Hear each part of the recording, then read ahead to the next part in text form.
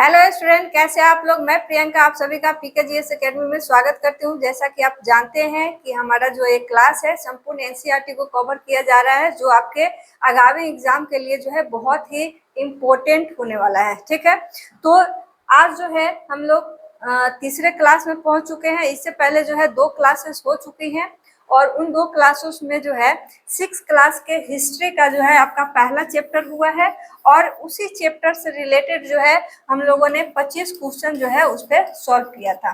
ठीक है, तो जो भी स्टूडेंट जो है इन दोनों क्लासेस को नहीं देखे हैं तो वो उसका लिंक जो है वीडियो के डिस्क्रिप्शन में दिया है, वहां से आप लोग देख लीजिए। क्योंकि अगर एनसीईआरटी को अगर आप फॉलो कर रहे हैं तो आपको कंटिन्यूअसली जो है सारे चैप्टर को फॉलो करना होगा और वहां से जो है जितने भी सवाल बनते हैं सारे सवालों को भी सॉल्व करना जरूरी है। ऐसा नहीं कि सिर्फ थ्योरी पोर्शन पढ़ लिए और सवाल नहीं बनाते हैं तो फिर आपका समझिए तैयारी जो है आपके एग्जाम के लिए अच्छा नहीं हो पाएगा। इसलिए कंटिन्यू रहिए क्लास में और जितने भी चैप्टर होते हैं उसका जो है क्वेश्चन वाला भी आप क्लासेस जरूर देखिए। ठीक है, तो चलिए आज जो है हम लोग 6 क्लास के एनसीईआरटी का हिस्ट्री का हम लोग चैप्टर 2 पढ़ने वाले हैं, आखेट खाद्य संग्रह से भोजन उत्पादक तक। ठीक है, तो हम लोग दूसरा चैप्टर जो है स्टार्ट करते हैं और उससे पहले जो भी स्टूडेंट हमारे चैनल पे नए हैं हमारे चैनल को सब्सक्राइब कर लीजिए और अपने दोस्त लोगों को भी इसमें जोड़िए ताकि उन्हें भी आगामी एग्जामों के परीक्षाओं में जो है लाभ उठा सके इस चीज का। ठीक है, चलिए देखिए, हमने पहले जो है इसका पहला चैप्टर पढ़ा था। पहला चैप्टर है आपका क्या, कब, कहाँ और कैसे। ठीक है, ये कंप्लीट हो चुका है विथ आपका 25 क्वेश्चन आंसर के साथ। ठीक है, तो यहाँ आप कंप्लीट उसको कर लीजिए जो नहीं देखे हुए हैं क्लास। अब ये आज जो पढ़ेंगे ये दूसरा चैप्टर है आपका आखेट खाद्य संग्रह से भोजन उत्पादक तक। ठीक है, तो चलिए हम लोग दूसरा चैप्टर जो है स्टार्ट करते हैं।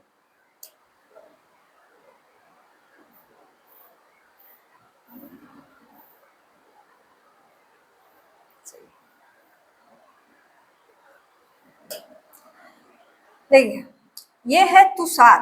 ठीक है, और यहाँ पे बोला जा रहा है तुषार की रेल यात्रा। हो सकता है तुषार कहीं जा रहा है तो उसके रेल यात्रा के बारे में इसमें चर्चा हो रही है। ठीक है, कहता है तुषार अपने एक रिश्तेदार की शादी में दिल्ली से चेन्नई जा रहा था। ठीक है, रेल में उसे खिड़की वाली सीट मिल गई जहां से वह बाहर का नजारा देखने में मग्न हो गया। तेज दौड़ती गाड़ी से उसने देखा कि पेड़ पौधे, घर, खेत खलिहान बड़ी तेजी से पीछे की ओर छूटते जा रहे थे। तभी उसे उसके जो है चाचा ने उसके कंधे पर हाथ रख कर कहा, पता है लोगों ने मात्र 150 साल पहले रेल से यात्रा करनी शुरू की थी, बस तो इसके कुछ दशक बाद आई। तुषार सोचने लगा कि जब लोगों के पास आने जाने के लिए तेज रफ्तार वाली सवारियां नहीं थी तो क्या वे यात्रा नहीं करते थे? क्या वे अपनी सारी जिंदगी एक ही जगह पर बिता दिया करते थे या नहीं? तो ऐसी बात नहीं थी। अब देखिए, तुषार जा रहा है शादी में दिल्ली से चेन्नई। अब इसके मन में आ रहा है, जैसे इसके चाचा बोले कि ये जो रेल यात्रा है, रेल जो है 150 साल पहले ही आया है और बस उसके कुछ दशक बाद आए हैं। ठीक है, तो अब इसके मन में आ रहा है तो पहले के लोग यात्राएं कैसे करते थे? क्या एक ही जगह पे अपना पूरा जिंदगी बिता देते थे या फिर यात्राएं करते रहे होंगे? तो यात्रा करने के साधन क्या थे? अब इसके मन में तरह तरह के सवाल जो है आना शुरू हो गया है। ठीक है, चलिए आगे पढ़ते हैं।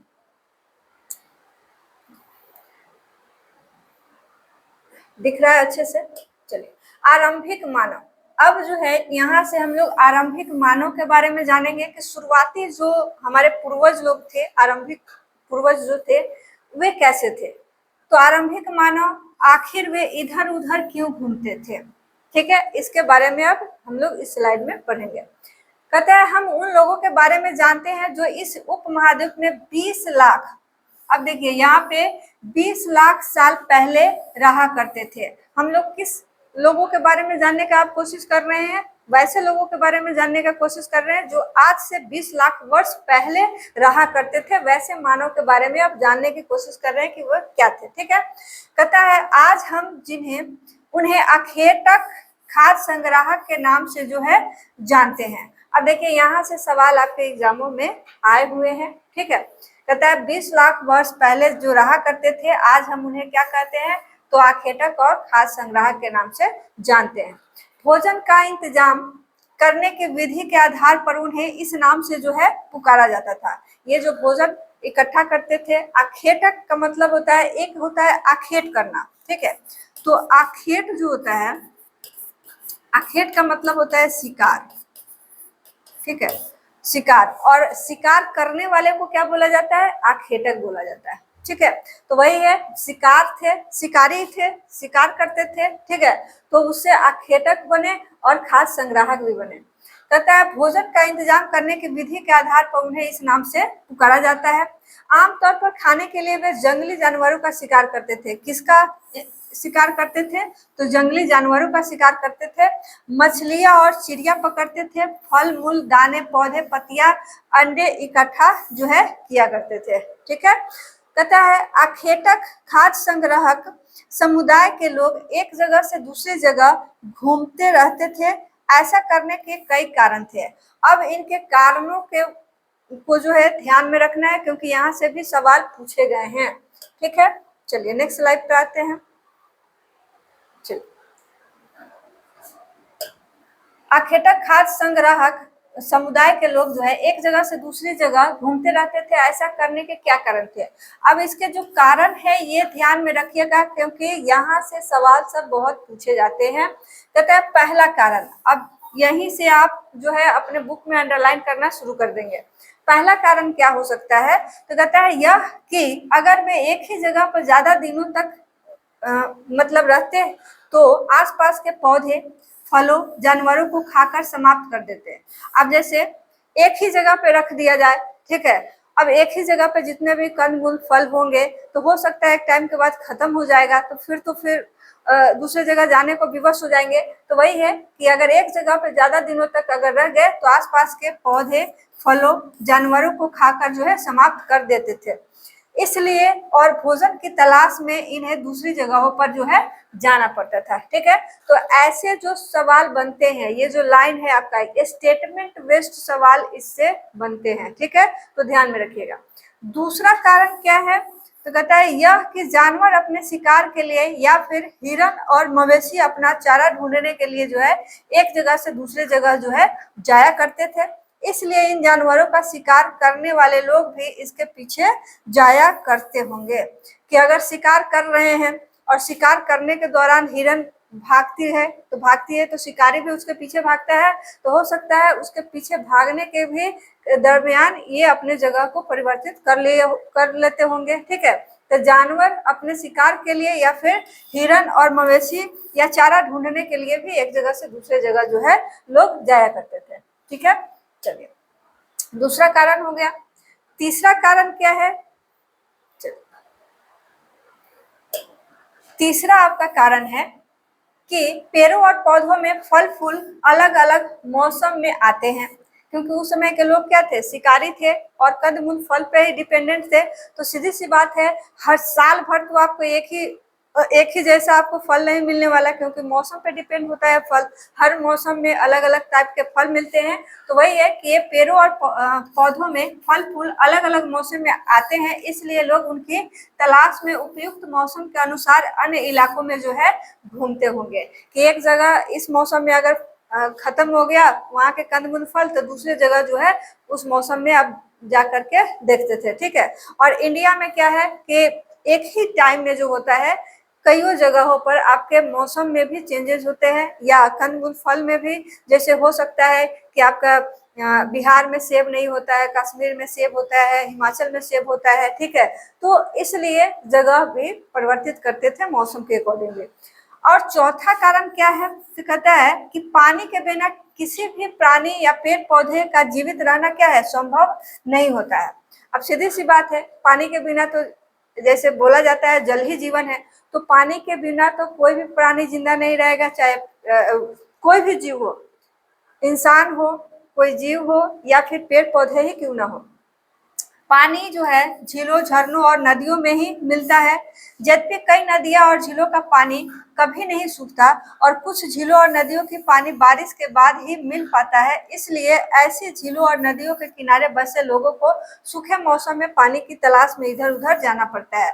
अब जैसे कि हम लोग भारत में ही अगर नदी सिस्टम पढ़ते हैं, रिवर सिस्टम, तो उसमें हम लोग पढ़ते हैं कि बारहमासी होती है कुछ नदियाँ जो होती है सालों भर, सादा नीरा जो होती है वो होती है।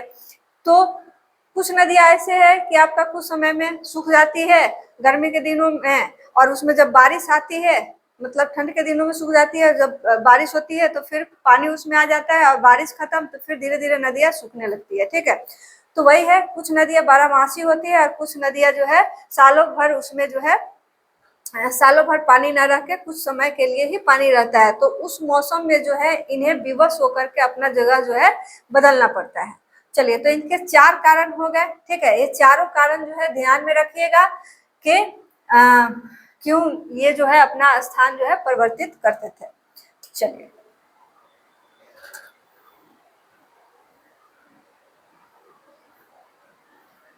आरंभिक मानव के बारे में जानकारी कैसे मिलती है? अब देखिए, लोग जगह क्यों बदलते थे ये तो समझ गए, 4 कारण इसमें दिए गए।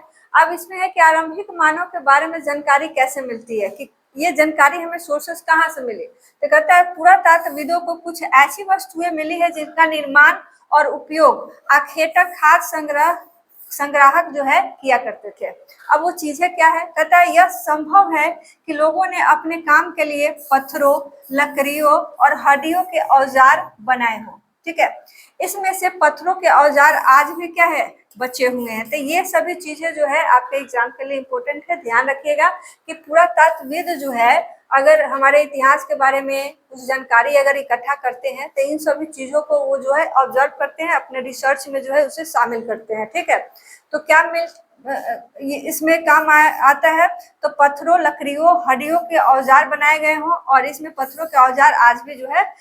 लकड़ी का औजार हो सकता है कि आपका कुछ टाइम के पीरियड के बाद क्या होता है, खत्म हो जाता है, सड़ जाता है, लेकिन पत्थर वगैरह के औजार आपके बचे रहते हैं। ठीक है, इसमें जो है कुछ औजारों का उपयोग फल फूल काटने, हड्डियां और मांस काटने तथा पेड़ों की छाल और जानवरों की खाल जो है उतारने के लिए जो है किया जाता था। कुछ के साथ जो है हड्डियों या लकड़ियों के मुट्ठे लगाकर भाले और बाण जैसे हथियार बनाए जाते थे। कुछ औजारों से लकड़ियां काटी जाती थी। लकड़ियों का उपयोग जो है ईंधन के साथ साथ झोपड़ियां और औजार बनाने के लिए भी किया जाता था।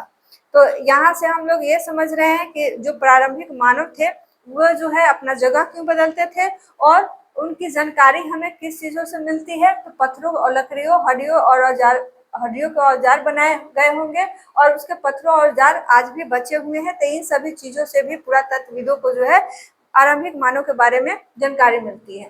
ठीक है, चलिए आगे बढ़ते हैं। देखिए, उस टाइम के ये औजार हैं, ठीक है, जो पत्थर से बनाए गए हैं। ठीक, कहता है कि पत्थर के औजारों का उपयोग, जैसे बाएं में ये दिया हुआ है कि इंसान के खाने योग्य जड़ों को खोदने के लिए किया जाता था, और दाएं में जो ये दिया हुआ है औजार, ये जानवरों को खाल बने वस्त्रों को सिलने के लिए किया जाता था। ये जो है जो सिलने के लिए किया जाता था, तो इसका जो है ये नोकीला टाइप का है। ठीक है, तो ज्यादा नोकीला है तो उसी से जो है ऐसे प्रहार कर करके जो है चीजें सिला जाता था। ठीक है, चलिए अब आगे बढ़ते हैं। चलिए, यहाँ है कि रहने की जगह निर्धारित करना। अब लोग रहते कहाँ थे? ठीक है, अब इसके बारे में जाने। कहता है मानचित्र 2 को देखो, लाल त्रिकोण वाले स्थान वे पूरा स्थल है जहाँ पर आखेटक खाद्य संग्रहों के होने के प्रमाण जो है मिले हैं। अब लाल त्रिकोण स्थान जो है कहाँ पर है? चलिए देखते हैं मैप में। मानचित्र 2 में आ जाइए, यही है आपका, और इसमें जो है देखिए हुंगसी है आपका, कुरनूल है, कुरनूल की गुफा है, हुंगसी दिख रहा है। चलो, ये है आपका हुंगसी है, कुरनूल की गुफा है, भीमबेटका है। ठीक है, ये सब जगहों से जो है आपका देखिए। चलिए ये जो लाल त्रिकोण वाले स्थान थे ये सब क्या है, पूरा स्थल है उस समय के। यहाँ से जो है उसके रहने के साक्ष्य मिले हैं। कहता है कि इसके अलावा भी और कई स्थानों पर आखेटक खाद्य संग्रह रहते थे। मानचित्र में कुछ गिने चुने स्थान ही चिन्हित किए गए हैं। कई पुरा स्थल नदियों और झीलों के किनारे जो है पाए गए हैं। अब देखिए, जैसे इसमें हुमसी है, कुरनूल की गुफाएं हैं, आपका भीमबेटका है, उसी तरह और भी जगह है इसमें जहाँ पे जो है पहले लोग रहा करते थे। ठीक है, चलिए आगे बढ़ते हैं। कहता है चूंकि पत्थर के उपकरण बहुत महत्वपूर्ण थे, इसलिए लोगों ने जो है लोग ऐसी जगह ढूंढते थे जहां अच्छे पत्थर जो है मिल सके। अब पत्थर उस समय जो है उस टाइम के लिए जो है लोगों को अपना काम चलाने के लिए, जैसे कोई चीज खोदना है, सिलना है, जंगली जानवरों का शिकार करना है, तो उन सभी चीजों के लिए पत्थर उस समय बहुत इंपॉर्टेंट हो जाता था आरंभिक लोगों के लिए। तो पत्थर जो है कहाँ अच्छे पत्थर मिलेंगे, तो उसको भी जो है जगह जगह ये लोग ढूंढते थे। ठीक है, अब देखिए यहाँ पे है एक भीमबेटका, जो कि यहाँ से भी सवाल पूछ लिया जाता है एग्जामों में कि भीमबेटका जो है अभी कौन से राज्य में है। ठीक है, तो भीमबेटका कहाँ है, तो मध्य प्रदेश एमपी में। ठीक है, ये याद रखिएगा कि भीमबेटका कहाँ है, भीमबेटका की गुफाएं कहाँ है, तो ये सभी आपके मध्य प्रदेश में है। ठीक है, कहते हैं कि इस पूरा स्थल पर गुफाएं और कंदराएं मिली है। लोग इन गुफाओं में इसलिए रहते थे क्योंकि यहाँ उन्हें जो है बारिश, धूप और हवाओं से राहत मिलती थी। ये गुफाएं नर्मदा घाटी के पास है। अब भीमबेटका की गुफाएं कहाँ है, तो मध्य प्रदेश में है। मध्य प्रदेश में जो है किस घाटी के नजदीक है, तो नर्मदा घाटी में जो है, नर्मदा घाटी के पास है। कहता है क्या तुम बता सकते हो कि रहने के लिए लोगों ने यह जगह क्यों चुनी होगी। तो आप कोर्स इसमें बता सकते हैं कि अगर कोई गुफा में रह रहा है, जैसे आज के डेट में अगर हम ही आपसे पूछ लिया जाए कि आप घरों में क्यों रहते हैं, तो सीधी सी बात है, धूप से बचने के लिए, बारिश से बचने के लिए, छांव तो चाहिए उसमें। ठीक है, और जंगली जानवरों से भी बचने के लिए। तो उस समय इसीलिए लोग जो है गुफाओं में रहते थे ताकि उन्हें बारिश, धूप, हवाओं से राहत मिले और जो है ये जानवरों से जो है बच के रहे। ठीक है, शैल चित्रकला, इनसे हमें क्या पता चलता है। ये जो है एक चित्रकला है और इसमें देखिए क्या लिखा हुआ है। कहता है एक शैल चित्र है, इस चित्र के बारे में बताओ। जिन गुफाओं में लोग रहते थे उनमें से कुछ की दीवारों पर चित्र मिले हैं। ये जो भीमबेटका के गुफाएं हैं उसी में से ये चित्र आपका एक मिला हुआ है। कहता है इसमें कुछ सुंदर उदाहरण मध्य प्रदेश और दक्षिण उत्तर प्रदेश की गुफाओं से मिले चित्र हैं, जिसमें जंगली जानवरों का बड़ी कुशलता से सजीव चित्रण किया गया है। अब देखिए इस चित्र को अगर ध्यान से आप देखेंगे तो इसमें आप पाएंगे कि ये एक जानवर है और इसको जो है हो सकता है कोई शिकारी इसका पीछा कर रहा है उसको मारने के लिए। ठीक है, तो ये इसमें इसका चित्र किया गया है, सजीव चित्रण किया गया है। ठीक है, चलिए आगे बढ़ते हैं। ये देखिए ये आपका गुफा है, कंदरा है। ठीक है, इसमें लोग रहते थे।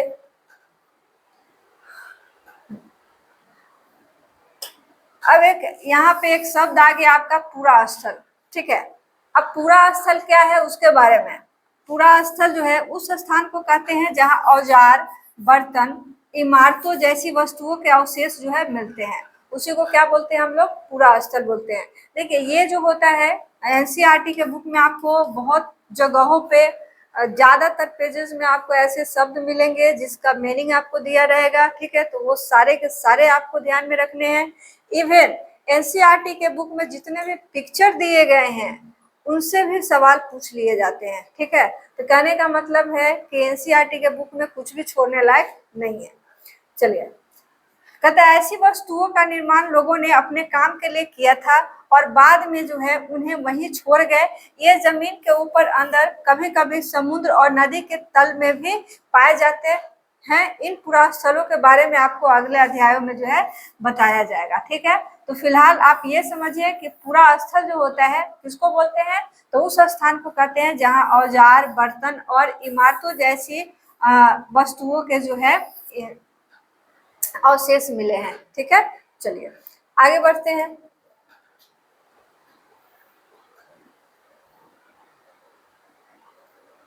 आग की खोज। चलिए, आग की खोज कहता है मानचित्र 2 में कुरनूल की गुफा ढूंढो। ठीक है, अब कुरनूल कहाँ है, तो चलिए कुरनूल पहले देख लेते हैं।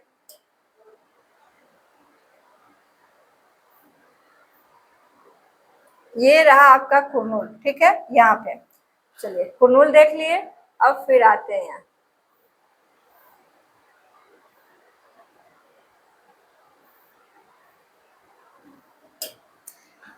कहते हैं यहाँ राख के अवशेष मिले हैं। अब यहाँ से भी सवाल आपका बनेगा कि राख के अवशेष जो है कहाँ से मिले हैं, तो कुरनूल के गुफाओं से जो है आपके किसके अवशेष मिले हैं, तो राख के अवशेष मिले हैं। ठीक है, कहता है इसका मतलब यह है कि आरंभिक लोग आग जलाना सीख गए थे। अब राख के अवशेष मिले हैं तो सीधी सी बात है आग जलाना सीख गए होंगे, आग रहा होगा उस समय। आग का इस्तेमाल कई कार्यों के लिए किया गया होगा, जैसे कि प्रकाश के लिए भी आग का इस्तेमाल होता है, प्रकाश के लिए, मांस भूनने के लिए, खतरनाक जानवरों को दूर आदि भगाने के लिए भी, क्योंकि उस समय जानवरों से बचने के लिए जो है ये लोग आग का ही इस्तेमाल करते थे, क्योंकि ये एक तरह से घुमक्कर भी थे, खाद्य संग्राहक बाद में बने, पहले आखेटक ही थे। धीरे धीरे जैसे जैसे चीजों का नीड होता गया वैसे वैसे ये अपना लाइफ स्टाइल जो है धीरे धीरे आगे अपना विकसित करते रहे। ठीक है, कहते हैं आज हम आग का उपयोग किस लिए करते हैं, तो आज आग का उपयोग किस लिए करते हैं, तो जो चीजें पहले हो रहा था वो आज भी हो रहा है। अब ये है कि उसमें और भी चीजें आप ऐड कर सकते हैं। ठीक है, तो आग का इस्तेमाल खाना बनाने के लिए भी आज के डेट में होता है। ठीक है, और उस समय भी जानवरों को भून के खाते थे ये लोग। ठीक, चलिए आगे बढ़ते हैं। नाम और तिथियां, कहता है हम जिस काल के बारे में पढ़ रहे हैं पुरातत्वविदों ने उनके बड़े बड़े नाम रखे हैं। ठीक है, आरंभिक काल को वे पुरापाषाण काल कहते हैं। अब यहाँ से सवाल सब खूब आता है एग्जाम में, ये आप स्लाइड जो है ध्यान से पढ़िए। कहता है पुरातत्वविदों ने बड़े बड़े नाम रखे हैं, आरंभिक काल को वे जो है कौन से काल बोलते हैं, तो पुरापाषाण काल बोलते हैं। ठीक है, कहता है यह दो शब्दों पूरा यानी प्राचीन, पूरा यानी प्राचीन, तो ये भी ध्यान रखिएगा, पूरा यानी प्राचीन, और पाषाण यानी कि पत्थर। पाषाण का मतलब क्या होता है, पत्थर। यहाँ से सवाल आपके पूछा गया है, से बना है। यह नाम पुरा स्थलों से प्राप्त पत्थर के औजारों के महत्व को बताता है। पुरापाषाण काल 20 लाख साल पहले से 12,000 साल पहले के दौरान माना जाता है। अब देखिए ये याद रखिएगा कि पुरापाषाण जो है, पुरापाषाण काल जो है कब से कब तक, तो 20 लाख साल पहले से जो है 12,000 साल पहले तक इसको माना जाता है। ठीक है, 20 लाख साल पहले से 12,000 साल पहले तक,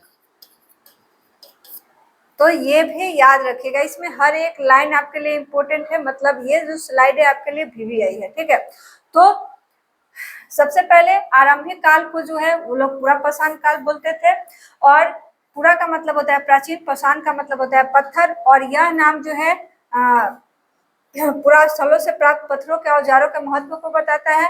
पुरापाषाण काल जो है 20 लाख साल पहले से लेकर के 12,000 साल पहले तक जो है माना जाता है। इस काल को भी 3 भागों में जो है बांटा गया है।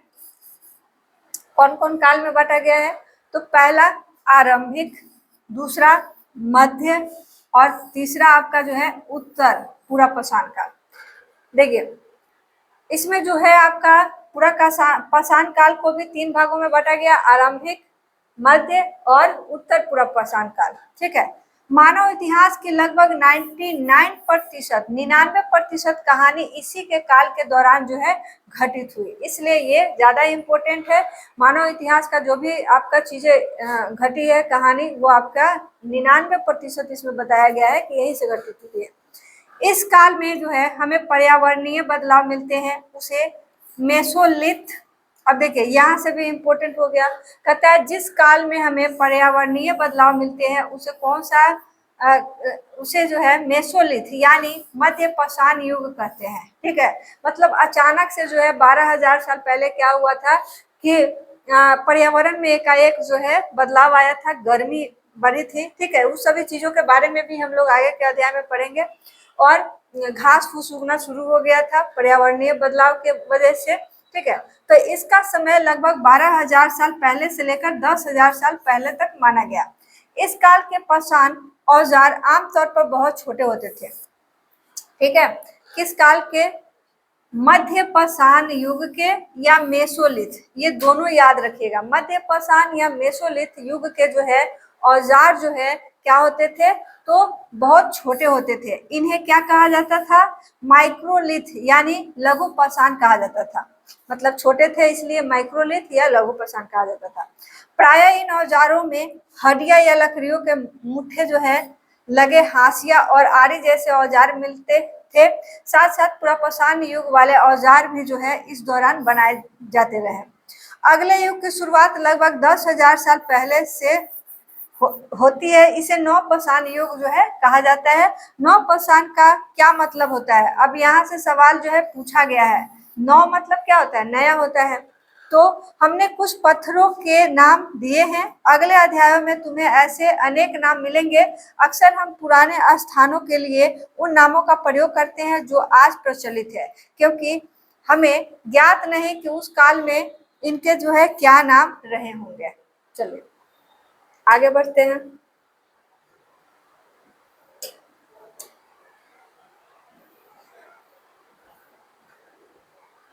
देखिए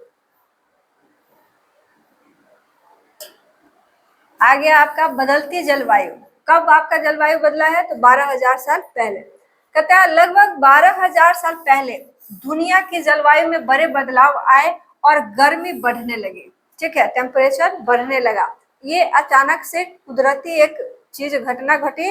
12,000 पहले जो हुआ, दुनिया की जलवायु में बहुत ही बड़ा बदलाव आया। और यहाँ से सवाल सब पूछा गया है इस लाइन से, ठीक है। हो सकता है कि आपका ऑब्जेक्टिव टाइप पूछ लिया जाए या फिर आपका स्टेटमेंट बेस्ड भी पूछ लिया जाए और उसमें 12,000 को आपको 10,000 लिख दिया जाए, ठीक है। तो जब भी ये स्टेटमेंट बेस्ड सवाल आता है तो हूबहू सभी लाइनें रहती है और उसमें जो है आपका बहुत छोटा सा चीजें बदल दिया जाता है, ठीक है। चलिए, तो 12,000 साल पहले दुनिया की जलवायु में बड़े बदलाव आए और गर्मी बढ़ने लगी। इसके परिणाम स्वरूप कई क्षेत्रों में जो है घास वाले मैदान जो है बनने लगे। जब गर्मी हुआ तो घास वाले मैदान बनना शुरू हो गए। इससे जो है हिरण, बारहसिंगा, भेड़, बकरी, गाय जैसे उन जानवरों की जो है संख्या बढ़ी जो खासकर घास खाकर जिंदा जो है रहते थे।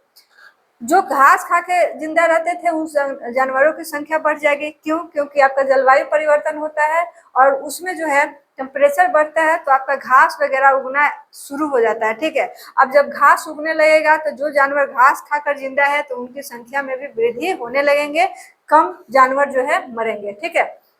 जो लोग इन जानवरों का शिकार करते थे वे भी इनके पीछे आए और इनके खाने पीने की आदतें और प्रजनन के समय की जानकारी हासिल करने लगे। हो सकता है कि तब लोग इन जानवरों को पकड़कर अपनी जरूरत के अनुसार पालने की बात सोचने लगे हो। साथ ही इस काल में मछली भी भोजन का महत्वपूर्ण स्रोत बन गई, ठीक है। अब देखिए, डायरेक्टली ऐसे लोगों को नहीं पता चला होगा कि हाँ ये जो जानवर है हमारे खाने लायक है, ठीक है।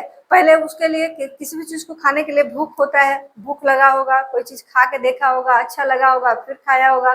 फल फूल कंद मूंद ये सारे चीजें जो जंगल में मिलते हैं। तो फल फूल के अलावे अब जो जैसे यहाँ पे दिया हुआ है कि जो जानवर है उसके प्रजनन के बारे में जानकारी कैसे हासिल हुआ होगा, तो इसके लिए क्या है, उसको उतने टाइम तक ऑब्जर्व किया गया होगा। अब ऐसे नहीं है कि हाँ 2-4 दिन रुक लिए, अब पता चल गया कि ये जानवर का स्वभाव तो ऐसा है, ये है, तो 2-4 दिन में वो चीजें सीखने का नहीं है। तो जब जानवर साथ में रहे होंगे तब उनके प्रजनन को और उनकी आदतों को भी जो है ये लोग ऑब्जर्व किए होंगे और तब धीरे धीरे जो है उनको अपने अब ये भी वो लोग सोचे होंगे कि हाँ कौन से जानवर जो है हमें हमारे लिए जो है इम्पोर्टेंट है, कौन जानवर को हम रखेंगे तो हमें फायदा है और कौन जानवर को रखेंगे तो नुकसान है। अब जैसे कि पहले लोग जो है पालतू कुत्ते को बनाया, ठीक है, गाय बैल भैंस ये सब पालना शुरू किए, भेड़ बकरियां पालना शुरू किए। ऐसा कहीं भी नहीं आप देखेंगे कि हाथी को पालना शुरू किए, टाइगर को पालना शुरू किए, क्योंकि वो तो खा ही जाएगा, फिर बाघ को पालेंगे तो खा जाएगा, ठीक है। तो ये सभी चीजें उन लोगों के दिमाग में आ रहा था कि ये जानवर हमारे लायक है, इसे हम अगर पालते हैं तो इससे हमें दूध, मांस ये सब मिलेगा, ठीक है। और फिर उससे के जो है आदतों वगैरह के बारे में जो है ऑब्जर्व भी करते हैं। तो इसमें जो है काफी टाइम लगा होगा, 1-2 दिनों की बात नहीं है, महीनों या सालों इसमें लग गए होंगे उनको ये सभी चीजें समझने में। चलिए, खेती और पशुपालन की शुरुआत कैसे हुई, अब खेती पे आ गए। चलिए आगे बढ़ते हैं।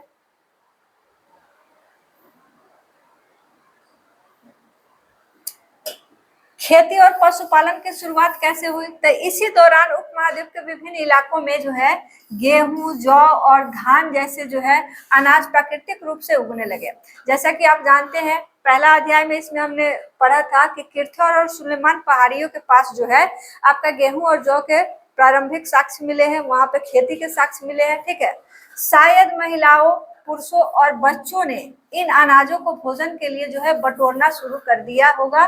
साथ ही यह भी सीखने लगे होंगे कि अनाज कहाँ उगते थे और कब पककर तैयार होते थे। अब देखिए, जब अनाज पक के तैयार होगा, ठीक है, जैसे आम हो गया, अब आम पक के तैयार होगा तो उतने समय के लिए आदमी ऑब्जर्व करेगा तब तो, कि हाँ पहले थोड़ा सा बड़ा हुआ, खा के देखा होगा, खट्टा लगा होगा, फिर कुछ समय बाद खा के देखा होगा तो हो सकता है पक गया होगा, मीठा लगा होगा, तब दिमाग में ये क्लिक किया होगा लोगों के कि अच्छा अब इसमें इतना टाइम अगर छोड़ेंगे तो ये पकेगा, उसके बाद जो है हम लोगों के खाने लायक जो है होता है, ठीक है। कहते हैं ऐसा करते करते लोगों ने इस अनाजों को खुद पैदा करना जो है सीख लिया होगा, ठीक है। मतलब अब धीरे धीरे ये लोग अनाज से खेती करना जो है, अनाज उगाना, खेती करना, ये लोग कृषक बनना सीख रहे हैं। कहता है इस प्रकार धीरे धीरे ये कृषक बन गए, ठीक। तो कृषक बन जाएंगे, अब सीधी सी बात है, पहले तो घुमंतू टाइप के थे, अब कृषक बनेंगे तो खेती करेंगे, खेती करेंगे तो चीजें उगेगी, और वो सभी उपज की जो चीजें है, खाद्य सामग्री है, आप तो घुमक्कर की तरह एक जगह से दूसरी जगह जाएंगे तो सारे चीजों को ले जाने में दिक्कत होगा, ठीक है। तो कहने का मतलब अब खाने पीने की चीजें स्टोर करना सीख जाएंगे, ठीक है, घर बनाना सीख जाएंगे, अस्थायी होना सीख जाएंगे, ठीक है। तब नगरों का भी आपको और गांवों का, झोपड़ियों का, इसका विकास आपका होने लगेगा, ठीक है। कहता है इसी तरह लोगों ने अपने घरों के आसपास चारा रखकर जानवरों को जो है आकर्षित कर उन्हें पालतू बनाया होगा, कि चारा रख दिए और जानवर आए तो उसको पालतू बनाए, ठीक है। और पालतू बनाने वाले ही जानवर को बनाए होंगे, क्योंकि स्वभाव का भी ये लोग ऑब्जर्व पहले कर रहे थे कि कौन से जानवर किस स्वभाव का है, ठीक है। सबसे पहले जिस जंगली जानवर को पालतू बनाया गया वो कौन है, कुत्ता, जंगली पूर्वज था। जो आज जो हम लोग कुत्ता देखते हैं वो कुत्ता नहीं था, ये इसके जंगली पूर्वज, ठीक है। कहने का मतलब अभी जो कुत्ता दिखता है उसका और भी खूंखार रूप उस समय था। जब इंसान का खूंखार रूप आदि मानव को हम लोग बोलते हैं तो कुत्ते का खूंखार रूप आप समझ ही सकते हैं। धीरे धीरे लोग जो है अब क्या करने लगे, धीरे धीरे भेड़, बकरी, गाय, सुअर जैसे जानवरों को अपने घरों के नजदीक जो है आने को उत्साहित करने लगे। ऐसे जानवर झुंड में रहते थे और ज्यादातर घास खाते थे। अक्सर लोग जो है अन्य जंगली जानवरों के आक्रमण से इनकी सुरक्षा भी किया करते थे, ठीक है। और धीरे धीरे वे पशुपालक बन गए। मतलब पहले क्या बने, कृषक बने, फिर बाद में जो है पशुपालक भी बने। अब यहाँ पे है कि क्या तुम बता सकती हो कि सबसे पहले कुत्तों को ही पालतू क्यों बनाया गया होगा। आप बताइए कि कुत्ते को क्यों पालतू बनाया गया होगा। तो कुत्ता जो है दूसरे जानवरों को देख करके जो है बोलना शुरू कर देता है और उसको भगा भी देता है। तो एक हो सकता है कि दूसरे जानवरों से रक्षा भी करता है, इसलिए कुत्ते को जो है पालतू बनाया गया होगा, ठीक है। अब है कि बचने की प्रक्रिया के बारे में पढ़ना है, लोग कैसे बचने लगे, ठीक है। कहता है लोगों द्वारा पौधे उगाने, जानवरों की देखभाल करने को बचने की प्रक्रिया का नाम दिया गया। अब यहाँ से भी सवाल बन सकता है कि बचने की प्रक्रिया क्या है। तो बचने की प्रक्रिया है कि पौधों को उगाना, जानवरों की देखभाल करना, इसी सभी प्रोसेस को क्या कहा गया है, बचने की प्रक्रिया कहा गया। अपनाए गए ये पौधे, जानवर अक्सर जंगली पौधे और जानवरों से भिन्न होते हैं। इसकी वजह यह है कि बचने की प्रक्रिया की दिशा में अपनाए गए पौधे या जानवरों का लोग जो है चयन करते हैं। और उदाहरण जो है जैसे उदाहरण के तौर पर लोग उन्हीं पौधे या जानवरों का चयन करते हैं जिनके बीमार होने की संभावना जो है कम हो।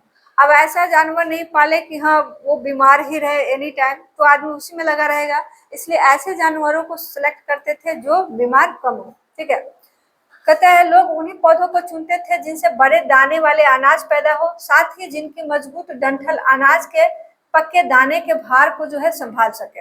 ऐसे पौधों के बीजों को संभाल कर रखा जाता है ताकि फिर से उगाने के लिए उनके गुण क्या रहे, सुरक्षित रहे। क्योंकि अब खेती करना भी ये लोग सीख गए थे, कृषक बन गए थे, तो बीज वगैरह भी स्टोर करना ये लोग सीख रहे थे। ठीक है, उन्हीं जानवरों को आगे प्रजनन के लिए चुना जाता था जो आमतौर पर अहिंसक होते थे। अब ऐसा नहीं कि टाइगर को चुन ले, ठीक है, अब इसको आप पाले और इसको प्रजनन के लिए ये करे तब तो टाइगर ही अटैक कर देगा। ठीक है, तो ऐसे जानवर को पालते थे जो आमतौर पे अहिंसक होते थे, मतलब अटैक करने वाले स्वभाव के नहीं होते थे। इसलिए हम देखते हैं कि पाले गए जानवर तथा कृषि के लिए अपनाए गए पौधे जंगली जानवरों तथा पौधे से धीरे धीरे भिन्न होते गए। मिसाल के तौर पर जंगली जानवरों की तुलना में पालतू जानवरों के दांत और सींग क्या होते थे, छोटे होते थे।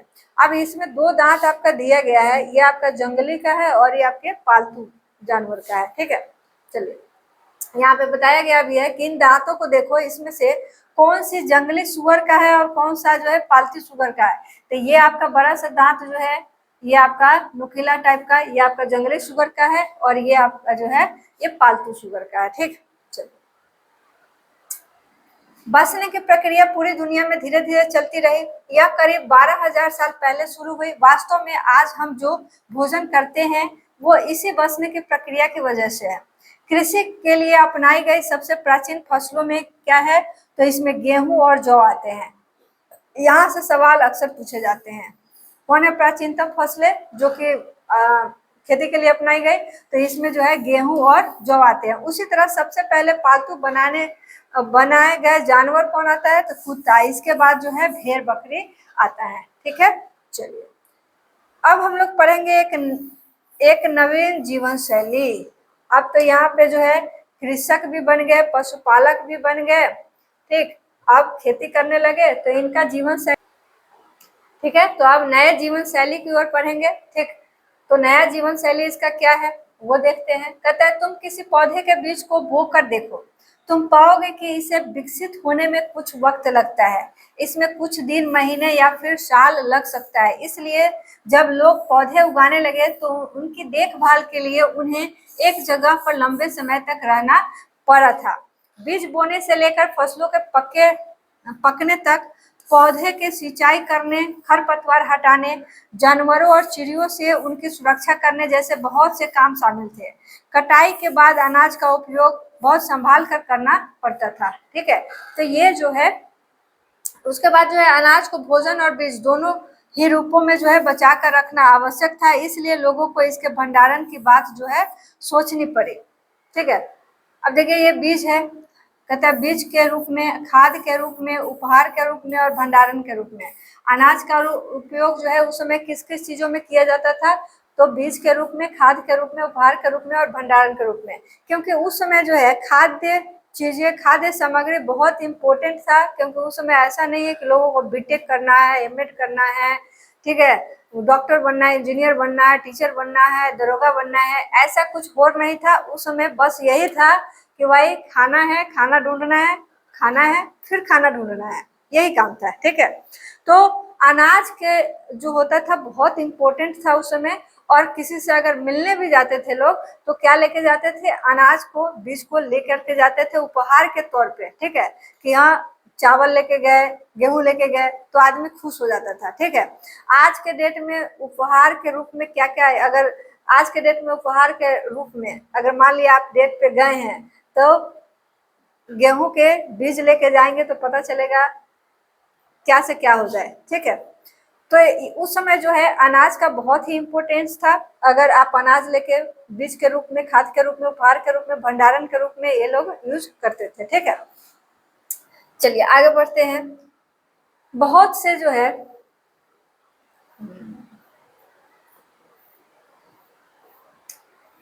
बहुत से इलाकों में लोगों ने मिट्टी के बड़े बड़े बर्तन बनाए, टोकरियां बुनी या फिर जमीन में गड्ढा खोदा।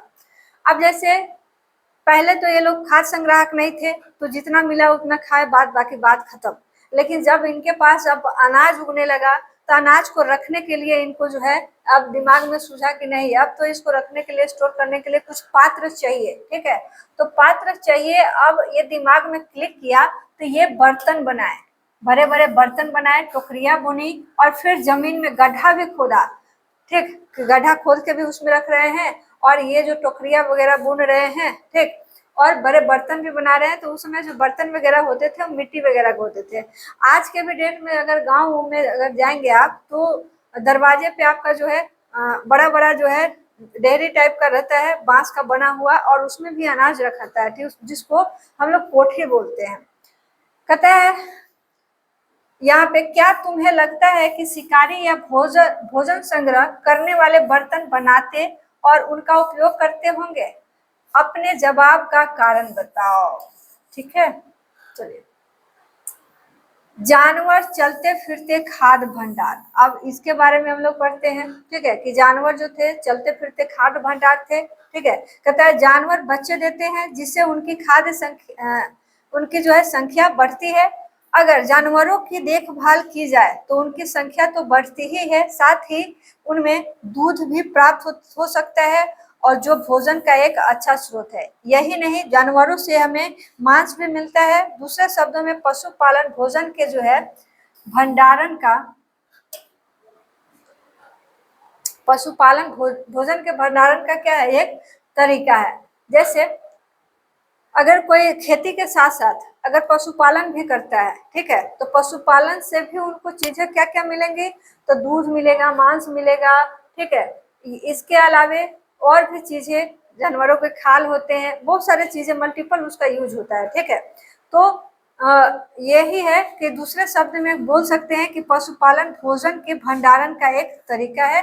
कि अगर मान लिए कि आपके पास अगर अनाज खत्म हो गया, तो भैंस का दूध ही पी के 2 दिन तक आप रह सकते हैं, 2-4 दिनों तक। ठीक है, वो भी अल्टरनेट उपाय हो सकता है।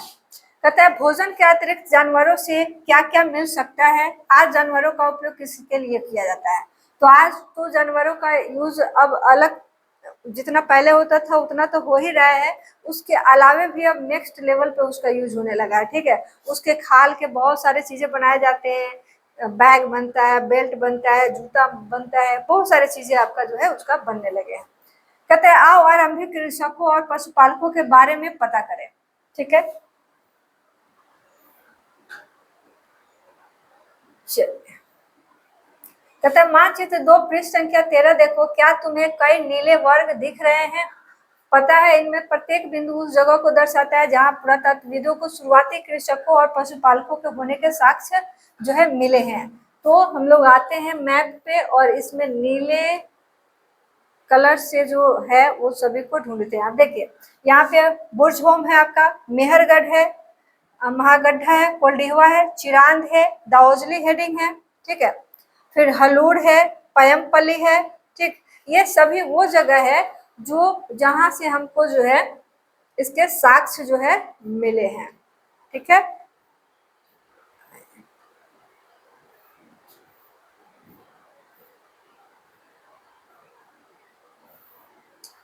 आरंभिक कृषकों और पशुपालकों के जो है वहां से साक्ष्य हमें मिले हैं, जिसमें दाओजली हेडिंग, चिरांद, पयमपल्ली, हुलूर, इन सभी जगह वहां आता है आपका। ठीक है, चलिए।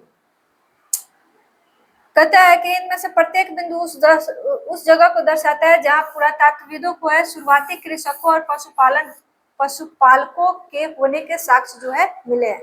तो जो भी आप मैप पे उस जगह देखें वो दिमाग में जरूर रखिएगा, वहां से सवाल आपका बनता है। कहते हैं पूरे उपमहाद्वीप में पाए गए हैं, इसमें सबसे महत्वपूर्ण पश्चिमोत्तर क्षेत्र में, आधुनिक कश्मीर में और पूर्वी तथा दक्षिणी भारत में पाए गए हैं। वास्तव में यह निर्दिष्ट जो है स्थान कृषकों पशुपालकों की बस्तियां थी या नहीं, इसे जांचने के लिए वैज्ञानिक जो है खुदाई में मिले पौधे और पशुओं की हड्डियों के नमूने का अध्ययन करते हैं। इनमें से सबसे रोचक जो है जले हुए अनाज के दाने के अवशेष है। किसके? तो जले हुए अनाज के दाने के अवशेष है। कहते हैं ऐसा लगता है कि ये गलती से या फिर जानबूझकर जलाए गए होंगे। वैज्ञानिक इन अनाज के दानों की जो है पहचान कर सकते हैं। इस तरह हमें पता चलता है कि इस उपमहाद्वीप के विभिन्न भागों में बहुत सारी फसलें उगाई जाती रही होगी और वैज्ञानिक विभिन्न जानवरों को जो है हड्डियों की भी पहचान कर सकते हैं। तो जो वैज्ञानिक है वो हड्डियों के जानवरों के हड्डियों की भी पहचान करते हैं कि कितने पुराना है, किसकी हड्डी है, मानव की हड्डी है कि किसी जानवर का हड्डी है, छोटे जानवर का है कि बड़े जानवर का है। ये सारी चीजें जो है पुरातत्वविद वैज्ञानिक जो होते हैं वे पता लगा लेते हैं। ठीक है, चलिए नेक्स्ट आते हैं, हम लोग आगे बढ़ते हैं अस्थाई जीवन की ओर। ठीक है, अब इसमें जो है अस्थाई जीवन की ओर लोग बढ़ रहे हैं, क्योंकि अब तो कृषक हो गए, कृषक के बाद पशुपालक भी हो गए। ठीक, तो अब अस्थाई जीवन ये लोग अब जीने लगेंगे। ठीक है, कहते हैं पुरातत्वविदों को कुछ पुरा स्थलों पर झोपड़ियों और घरों के जो है निशान मिले हैं, जैसे कि बुर्जहोम वर्तमान कश्मीर में। अब यहाँ से सवाल भी आ जाता है कि बुर्जहोम जो है ये कहाँ पड़ता है, कौन सी जगह प्रेजेंट में? तो ये प्रेजेंट के कश्मीर में है। ठीक है, के लोग जो है गड्ढे के नीचे घर बनाते थे, जिन्हें क्या कहा जाता है? गर्तावास। यहाँ से भी आपके सवाल जो है बनते हैं एग्जामों में कि गर्तावास किसको बोलते हैं? तो जो गड्ढे के नीचे घर बना के रहते हैं उसे गर्तावास बोला जाता है। ठीक है, इसमें उतरने के लिए जो है सीढ़ियां होती थी। अब देखिए यहाँ से यही लाइन अगर लिख दिया जाए स्टेटमेंट वाले सवाल में कि गर्तावास में उतरने के लिए जो है सीढ़ियां नहीं होती थी, सीधा कूद के उतरते थे, या फिर ये कर दिया जाए कि उतरने के लिए जो है लकड़ी का प्रयोग किया जाता था, तो क्या हो जाएगा? गलत हो जाएगा, क्योंकि यहाँ पे आपका लाइन में लिखा हुआ है कि उतरने के लिए सीढ़ियां होती थी। तो जो स्टेटमेंट वाला सवाल होता है जिसमें सही गलत हम लोगों को देखना होता है, तो वैसे सवालों के लिए जो है इन्हीं शब्दों का हेराफेरी किया जाता है। ठीक है, कहते हैं इससे उन्हें ठंड के मौसम में सुरक्षा मिलती होगी और पुरातत्वविदों को झोपड़ियों के अंदर और बाहर दोनों ही स्थानों पर आग जलाने के जो है आग जलाने के जगह मिली है।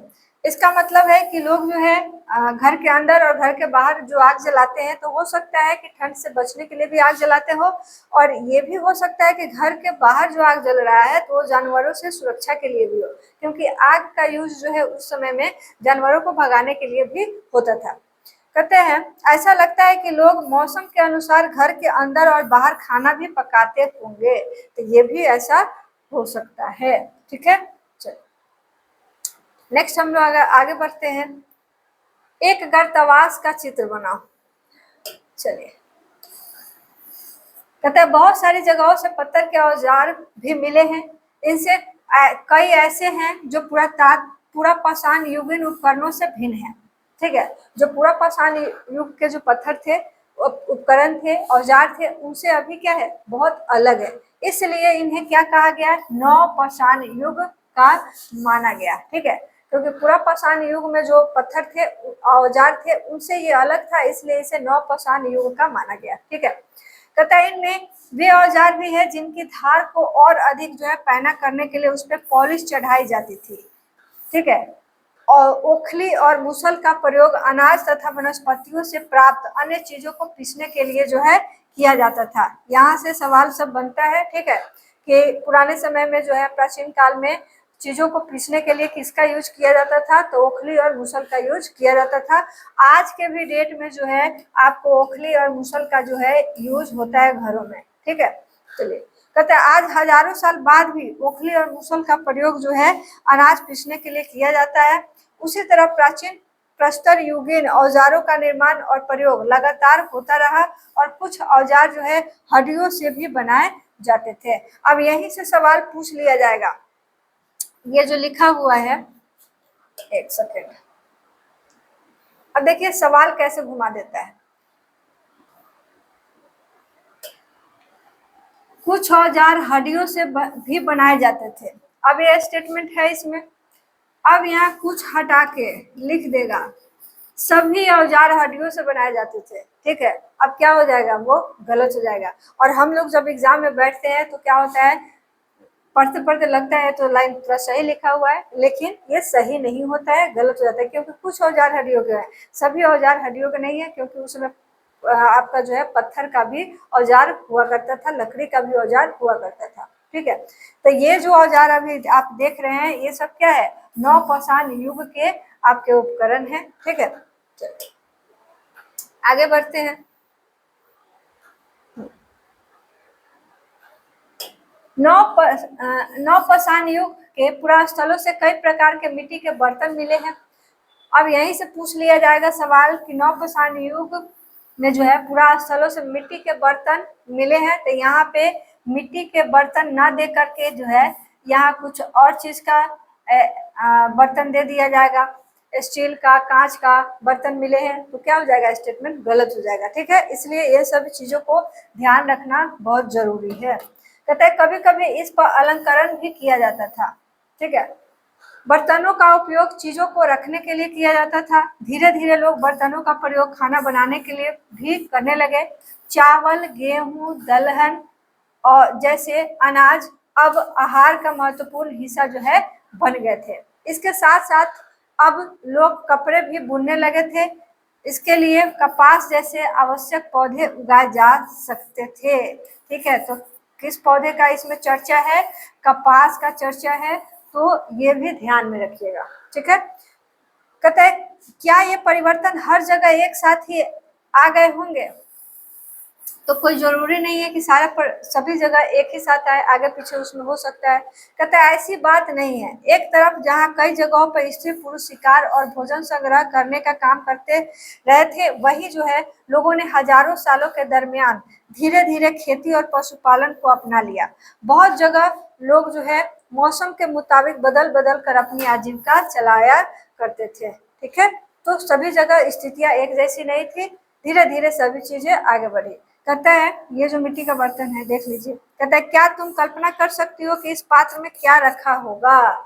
अब आप कल्पना करके बताइए कि इसमें क्या रखा जा सकता है। अनाज रखा जा सकता है, इसमें खाना बनाया जा सकता है, पानी रख सकते हैं। ठीक है, चलिए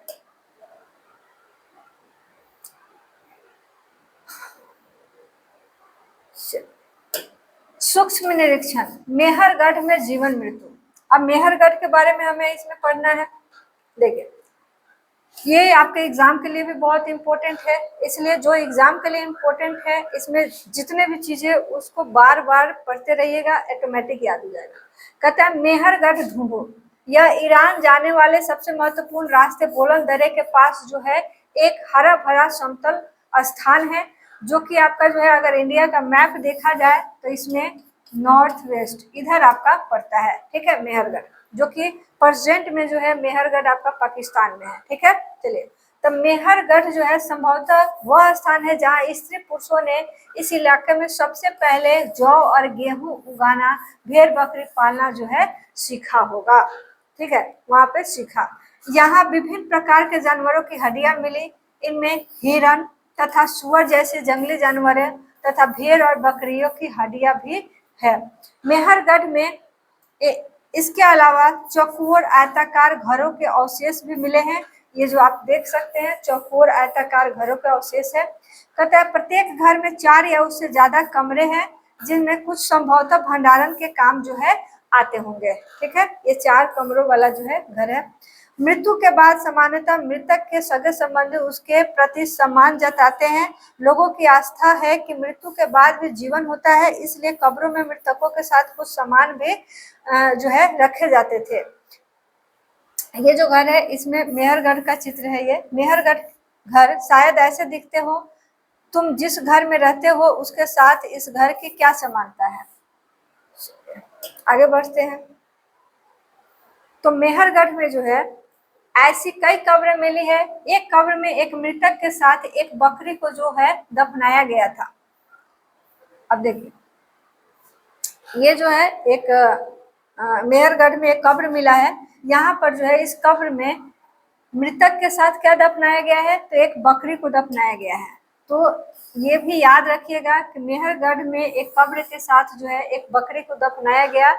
अब इसी में दे दिया जाएगा, बकरी के हटा करके भेड़ दे दिया जाएगा और सवाल आपका बन जाएगा। ठीक है, तो ये सब स्टेटमेंट बेस्ड टाइप जो है सवाल पूछे जाते हैं। इसमें थोड़ा थोड़ा शब्दों का हेर फेर करके दफनाया गया था। संभवतः इसे परलोक में मृतक के खाने के लिए रखा गया होगा। ठीक है, मतलब ये मानते थे कि मरने के बाद भी एक अलग दुनिया है, जिस दुनिया में लोग जो है भूख प्यास लगता है और वो खाते हैं। इसलिए इनके पसंदीदा चीजों को भी जो है इनके जहाँ कब्र मिले हैं वहां से इनके पसंदीदा चीज भी वहां से मिले हैं। ठीक है, तो किसी के यहाँ जेवर मन के ये सब भी मिले हैं। और इसमें जो है कब्र जो है एक तरह से समाज में किस तरीके के लोग थे, धनी वर्ग के लोग हैं, तो उससे भी कब्रों से पता चलता है कि जो धनी मनी लोग होंगे उनके कब्रों से ज्यादा चीजें मिली है, और जो कमजोर वर्ग के लोग रहे होंगे तो उनके पास बहुत ज्यादा चीजें नहीं मिली है। तो उससे हम लोग सामाजिक विभिन्नता को भी हम लोग जो है इससे देख सकते हैं। अब देखिए यहाँ पे दिए है फ्रांस में गुफा में की गई चित्रकारी। ये फ्रांस के गुफा में चित्रकारी है। कहता है अपने एटलस में फ्रांस ढूंढो। यह चित्र फ्रांस की एक गुफा का है। इस पूरा स्थल की खोज लगभग 100 साल पहले 4 स्कूली छात्रों ने की थी। इस तरह के चित्र लगभग 20,000 साल पहले से लेकर 10,000 साल पहले के बीच बनाए गए होंगे। इसमें कई जानवरों के चित्र हैं। इनमें जंगली घोड़े, गाय, भैंस, गेंडा, रेंडियर, बारहसिंगा, सुगरों को गहरे चमकीले रंगों से जो है चित्रित किया गया है। ये जो है इसमें गहरे रंगों से जो है इसको बनाया गया है। इसमें सब जंगली जानवर है। कौन कौन? घोड़े, गाय, भैंस, गेंडा, रेंडियर, बारहसिंगा, सुगरों को। ठीक है, कहता है इन रंगों को लौह अयस्क और चारकोल जैसे खनिज पदार्थों से बनाया जाता था। तो ये भी याद रखिएगा, ये इतने गहरे हैं कि आज भी इनका कलर बहुत पावरफुल है। मतलब हम लोग अपने घरों को जो है हर साल में एक बार पेंट कराना सोचते हैं, और ये ऐसे नेचुरल कलर से बनाए गए हैं कि आज भी बहुत अच्छा दिखता है। ठीक है, कहता है संभवतः कि इन चित्रों को उत्सवों के अवसरों पर बनाया जाता था, या फिर इन्हें शिकारियों द्वारा शिकार पर निकलने से पहले कुछ अनुष्ठानों के लिए जो है बनाया गया होगा। आगे बढ़ते हैं। कहता है क्या तुम उन्हें बनाने का कोई और कारण बता सकते हो कि क्यों बनाया गया होगा? तो हो सकता है खेल खेल में भी लोग ऐसे बनाते हैं। ठीक है, तो संभावना या संभवतः इसमें कुछ भी कल्पना आप कर सकते हैं। अब चलिए, एक नवपाषाणिक पुरा स्थल। कहता है एटलस में तुर्की ढूंढो। नवपाषाण युग के जो है सबसे प्रसिद्ध पुरा स्थलों में से एक चताल युग तुर्की में है। यहाँ दूर दराज स्थानों से कई चीजें लाई जाती थी और उनका उपयोग किया जाता था। जैसे सीरिया से लाया गया चकमक पत्थर। चकमक पत्थर कहाँ से लाया गया? तो सीरिया से। कहता है लाल सागर की कौड़िया, भूमध्य सागर के सीपिया। ठीक है, ध्यान रहे कि उस समय तक पहिए वाले वाहन का विकास जो है नहीं हुआ था। उस समय लोग सामान खुद या जानवरों के पीठ पर लाद कर जो है ले जाया करते थे, क्योंकि उस समय जो है गाड़ी घोड़ा था नहीं, तो लोग पैदल ही यात्रा करते थे, और पैदल यात्रा भी करते थे। और सामान भी जो है जब पशुपालक हो गए, कृषक हो गए, तो पशुओं को जो है पशुओं के पीठ पर लाद करके जो है सामान ढोते भी थे। ठीक है, कहते हैं बताओ कौड़ियों और सिपियों का क्या उपयोग होता होगा? ठीक है, तो कौड़ी सिप्पी का हो सकता है वस्तु विनिमय के लिए यूज होता हो, या उस समय और भी चीजों के लिए यूज होता हो। कहता है आखेटा खाद्य संग्रह, पुरा स्थल, उद्योग स्थल, आवासीय स्थल, पूरा पाषाण, मध्य पाषाण, लघु पाषाण, कृषक। देखिए ये जितने भी शब्द है ये सभी इसके अध्याय में आपका आया हुआ है, और ये सभी आप ध्यान में रखिएगा। ठीक है, कि नवपाषाण का मतलब क्या होता है, कब्र कैसा था उसमें, तो कब्र में जैसे लोग मर गए तो उसके साथ जो है उसके खाने पीने की चीजें भी रख दिया जाता था, और यह मान्यता था कब्रों के बारे में कि आगे भी जो है उसका जीवन है, इसलिए खाने पीने की चीजें इसमें रख दिया जाता था। ठीक है, चलिए और आगे बढ़ते हैं इसमें। तो चैप्टर तो आपका ये खत्म हो गया। ठीक है, अब इससे रिलेटेड जो है जितने भी सवाल होंगे 25 क्वेश्चन, इसमें भी 25 क्वेश्चन हम लोग करवाने वाले हैं। ठीक है, तो 25 क्वेश्चन जो होगा MCQ इसका आप लोग जरूर देख लीजिएगा, ताकि ये जो आप चैप्टर पढ़े हैं इस चैप्टर से कौन से सवाल, क्या क्या सवाल जो है कैसे कैसे गुथे होते हैं एग्जामों में, और वो गलती आपको नहीं करना है एग्जाम में, ठीक है। इसलिए जो है आप पहले चैप्टर को अच्छे से पढ़ लीजिए, उसके बाद जो है आप इसका क्वेश्चन आंसर वाला भी क्लास जरूर देख लीजिएगा, ठीक है। इस चैप्टर से रिलेटेड जो सवाल है आपका यहाँ पे, कि आखेटक खाद्य संग्रह गुफाओं में इसलिए रहते थे क्योंकि, क्यों रहते थे, तो ये आपको जवाब यहाँ पे देना है। क्यों रहते थे, तो हो सकता है बारिश है, धूप है, इन सभी से बचने के लिए।